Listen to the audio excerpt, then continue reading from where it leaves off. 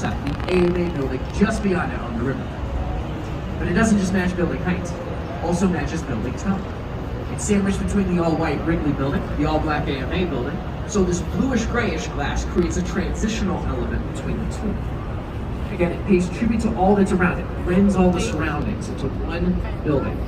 So that's why if you put it someplace else in Chicago, it's not going to work like it does in this particular site. Also at the top of Trump Tower is its penthouse, which comes complete with 14,000 square feet of space, 5 bedrooms, 8 bathrooms, a private element, spa, gym, and if you're hoping to buy it, I'm sorry to say, just sold this year for $20 million. Did the math? That's 28,000 times my monthly rent. And if you're looking for something more in my price range, I actually have a recommendation for you. Coming up in just a moment, not some of just the more iconic apartments in downtown Chicago, also some of the more affordable spots to live.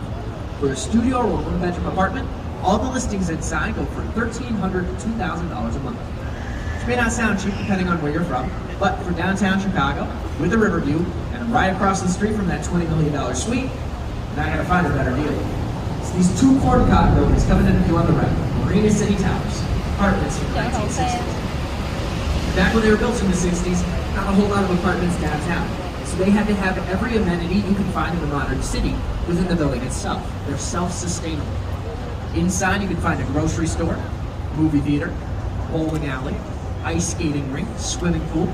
Even the parking is contained within the lower levels. Beneath that are restaurants. And following the bridge on the right, you can see where it gets its name. It's attached to an actual functional marina.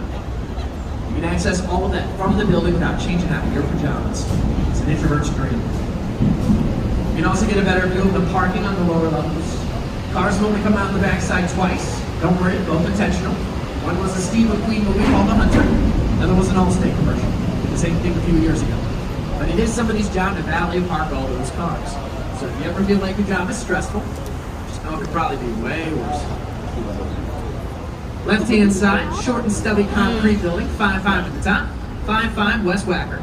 We call this the Danny DeVito buildings. Short, stubby, between those 2 supermodels.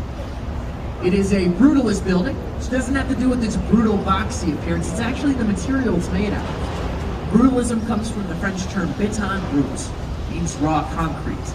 That rough, unfinished exterior, dead giveaway brutalism. Very popular style in the 1960s. And by comparison, next to it, supermodel, sleek glass building. Following the bridge, you can draw your eyes up that glass all the way to the top and see what looks like the Parthenon up there. It's got the traditional pediment, that triangle design you find on Greek and Roman temples.